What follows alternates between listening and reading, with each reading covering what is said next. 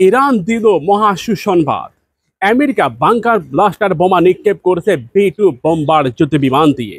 কিন্তু ইরান জানিয়েছে তাদের পরমাণু স্থাপনা পুরোপুরি অক্ষত, তেমন কোনো ক্ষতি হয়নি। উপরের মাটিতে বড় ধরনের আঘাত করলেও বাংকার ব্লাস্টার বোমা তাদের পরমাণু স্থাপনা পর্যন্ত পৌঁছায়নি।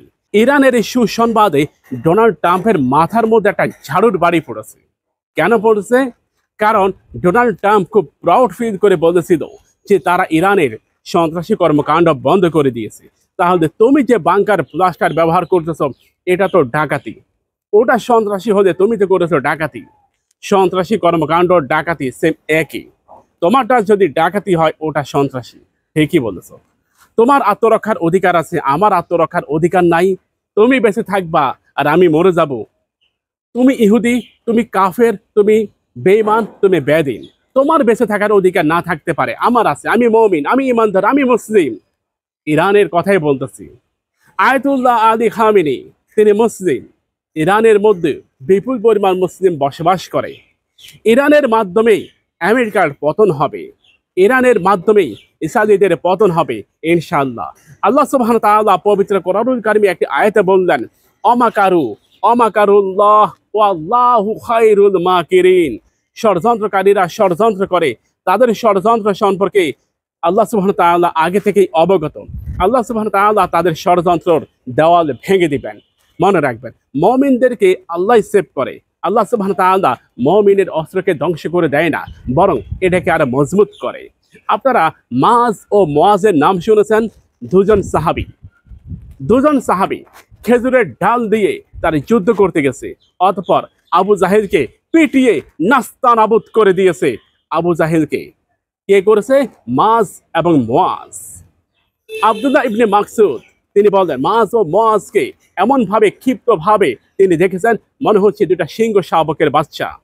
আমেরিকাকে বলবো, তুমি আফগানকে শেষ করে দিয়েছ, নিরস্ত্র আফগানকে, কিন্তু পেরেছো?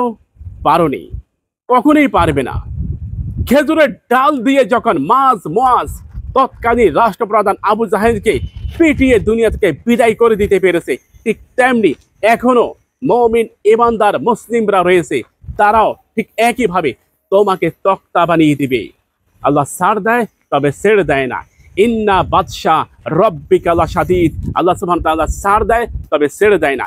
তুমি মনে করেছো তোমার কিছুই হবে না, তুমি আটলান্টিকের ওই পারে থাকো, তোমার কিছুই হবে না। নমরুদকে কিংবা কারুনকে অথবা হামানকে আল্লাহ সুবহানাহু ওয়া তাআলা যেভাবে ধ্বংস করে দিয়েছে, ফের বেঈমানদের বিরুদ্ধে অনেকেই বলে আমরা মসজিদে বসে বসে শুধু তাসবিহ পড়বো আর দোয়া করব। দোয়া দিয়ে যদি বিজয় অর্জন করা যেত, তাহলে আমার প্রিয় নবী বদরে, উহুদে, খন্দকে, খাইবারে যুদ্ধ অংশগ্রহণ করতেন না। সাহাবাই কেরাম জীবন দিত না, প্রিয় নবীজির রক্ত ঝরতো না। তাই খানকায় বসে পাল্লা দিয়ে আপনি কথা বলবেন, এটা হবে না। আপনি মুমিন, আপনি তো যুদ্ধের মাঝখানে থাকবেন। আপনি আলেম, আপনি তো যুদ্ধের মাঝখানে থাকবেন। আপনি তো যুদ্ধের প্রথম সারিতে থাকবেন। আপনার কথাগুলো কেন শুধুমাত্র মাসলা কেন্দ্রিক? আমাদেরকে জাগ্রত হতে হবে। আমেরিকা অনেক কিছু করবে, কাফেররা অনেক ভয় দেখাবে, হুঙ্কার দিবে, গর্জন দিবে, কিন্তু মুমিনরা কখনই তাদের এই হুঙ্কার গর্জন টর্জনকে ভয় পায় না। ইরান বুঝিয়ে দিয়েছে যে আমরা তোমাদেরকে ভয় পাই না। আয়াতুল্লাহ আলী খামেনি বুঝিয়ে দিয়েছে আমরা তোমাদেরকে ভয় পাই না। বাংকার ব্লাস্টার বোমা তুমি নিক্ষেপ করেছো, ওটা ধ্বংস করে দিবে, কিন্তু আমার আল্লাহ যদি ওটা সেভ করে দেয়, আল্লাহ সুবহানাহু ওয়া তাআলা যদি ওটা রক্ষা করে, তোমার এত বড় ক্ষমতা হয় নাই যে এটা ধ্বংস করে দিবা। প্রিয় ভাইয়েরা, ইমাম মাহদী আলাইহিস সালামের আগমন অতি নিকটে। সৌদি আরব নিন্দা জানিয়েছে, কিন্তু নিন্দার পাশাপাশি সৌদি আরব আমেরিকার সাথে আতাত করেছে। সৌদি আরবের নিন্দার ভাষাকে আমি ধিক্কার জানাই, থুতু নিক্ষেপ করি বাদশাহ সালমানের। কারণ কি জানেন?